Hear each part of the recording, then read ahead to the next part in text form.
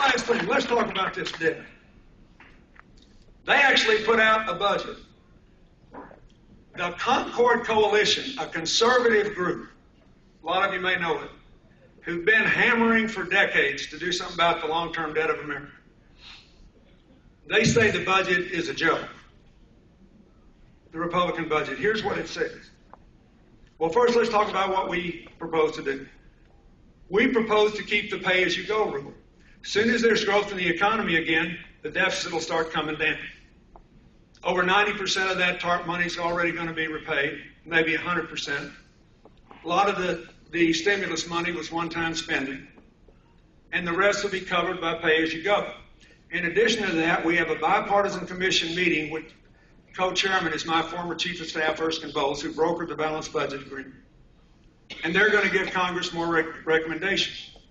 We have a plan to bring the budget back to balance as the economy grows. You cannot do it without economic growth. Anybody that tells you that is wrong. Their proposal will add somewhere between $1 and $2 trillion to the debt, their balanced budget bill, because they want to keep tax cuts that were supposed to be temporary for the wealthiest 2% of Americans. 84% of the savings will go to people with incomes over $1 million. 55% of the savings will go to people with incomes over $2 million. The average is 8.4 in that last category, income, who will get a $300,000 tax cut. And trust me, there's been a year or two when I made that much money. We don't need it. I'd rather have it. These kids should have it. The workers that need training should have it. The investments for solar and wind energy should have it. I love savings. I never had a nickel to my name until I left the White House. And the Republicans left me bankrupt. And I can tell you, I'm appalled that people in my income group don't feel an obligation to people who are out there making this economy go. Look, when I was president, we had more millionaires and billionaires than ever before. I like it. Those guys running Google make a lot of money. I like it. Google does something good for America and employs people. It's exciting.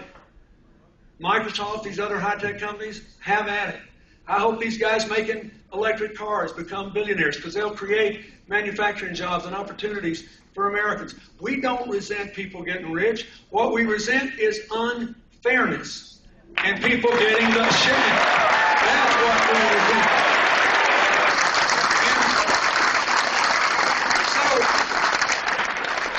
their position is they want to increase the debt by $700 billion just for doing that. Then they want to increase the debt under $60 billion by repealing the student loan reforms. Then they want to increase the debt another $100 billion by repealing health care. That's right. All the bipartisan Congressional Budget Office says that bill, which I don't think is perfect and which I do think can be improved substantially, will reduce the deficit by $100 billion. And why do they want to do that? They say they're upset about the mandate to buy health insurance. They say they're upset about the burdens on small business. That's bull. It's going to give subsidies for 4 million small businesses to be able to afford to insure their people for the first time.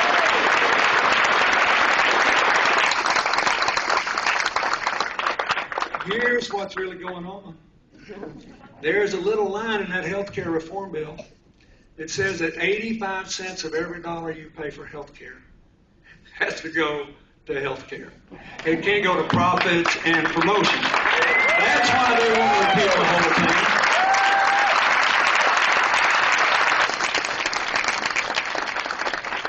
thing. Look, you don't have to take my word for it. Look at the numbers. You know, now they're running these healthcare premiums are going through the roof, right? And all these companies are out there telling people, Obamacare made us do it. Oh, we have to put back reserves. We don't know. It's going to be terrible. One of them got flushed out, even in the New York Post the other day. This company had to admit, well, we sort of overstated that. But look what happened before there was any Obamacare to blame last year. When we were, until June, keep in mind, this economy is still going downhill till July 1st from what happened in September of 2008. They raised insurance premiums on everybody. And they said, we're so sorry, we have to do it, because all of you cost more to take care of. Then you have to wait about a year until their financials are filed. So guess what we learned in the last month? They didn't have to pay more to insure people because 5.5 million people were dropped from the insurance rolls, the largest ever because of rising premiums. They raised the deficit, the insurance companies, because 3 million were forced to go on Medicaid. But their profits went up while the American economy was in agony, 26%. This is about turning health care back to insurance companies. Folks, suppose you don't care about being able to keep your kids on your policy till they're 26. Suppose you don't care about your neighbor with cancer who can be dropped just because they're sick and hit a lifetime limit. Suppose you don't give a rip about all the good reasons we should do this. If you care about the economy, you need to care about this. We are already spending 17.2% of our income on health care. Nobody else, no other wealthy country spends more than 10.5%. They all have higher life expectancies, lower infant mortality rates, better health outcomes. Why is that? Because we let the health insurance tail wag the health care dog, and we had better stop it or it's going to bankrupt America. Now,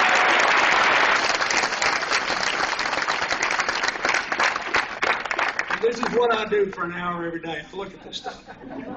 Anybody who thinks my facts are wrong, have at it. Come on, we'll have a little discussion. I'm just telling you, this is not a closed question. And the reason I've gone through this with you is this is what I want you to tell your friends and neighbors and the people that live in nearby congressional districts that are having tough races. The only thing that matters is how are we going to get the jobs, how are we going to finance them, how are people going to be able to fill them, and what are we going to do about the long-term debt. The rest of this is background music.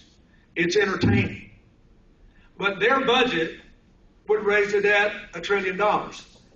They don't want to cut defense. They don't want to cut Medicare. And they can't because they want to turn Medicare over to the health insurance companies. They do want to turn Social Security over to Wall Street, but that's what they want to do. But that won't save any money. Just make you more insecure. So they have to get all their savings out of what's called discretionary spending, which means even by their numbers, they'll have to cut $100 billion a year from everything else. Everything else is a small percentage of the budget. So you're going to have slashing cuts in education. You're going to have slashing cuts in air traffic control. I want to know which airports they propose to make more dangerous. Slashing cuts in the National Park Service. Which national parks are they going to close? They've got to plan a vacation next summer. Slashing cuts in clean air, slashing cuts in workplace safety, slashing cuts in the agriculture department. Now, his opponent wants to get rid of 10 of those departments.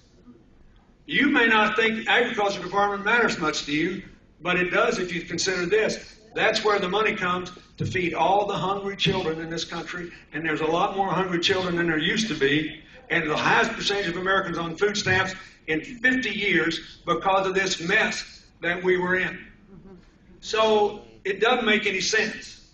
On the 4 big questions, what we need to do on jobs, what we need to do to finance them, what we need to do to educate and train people to fill them, what we need to do about the long-term deficit, the answers are clear. And who's more likely to do it? Maurice Hinchey's more likely to do it.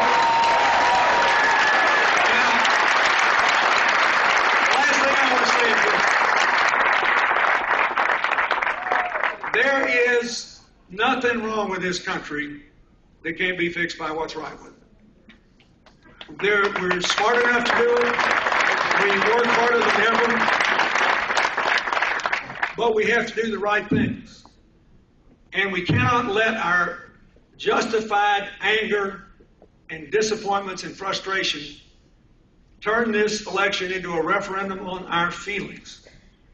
We have to channel our anger into some constructive choice. This is a choice. And you need to go out there and talk to everybody who is not here. You got 3 weeks to do it. You got more than enough time to do it. And you need to remember what I said. Everybody in this district, every student who's not here, That student loan thing alone should get every single student in the United States of America to vote in this election. It gives us a chance to rescue our country from a long-term devastating conflict. So, I'm pleading with you folks. We can bring our country back. We can get out of this hole.